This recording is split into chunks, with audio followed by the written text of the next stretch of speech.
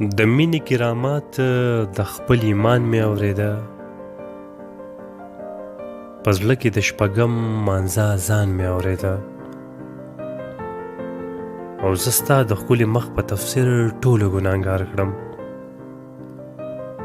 د یو ملا مې نه منل، د ځان مې اورېده.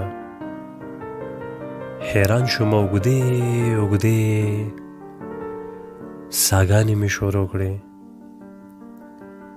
ژوندی یم او د خپل قتل اعلان مې اورېده. په ولو مې د دواړه ملایکو مشغولتیا وه. د خپلو ګناهونو ټول داستان مې اورېده.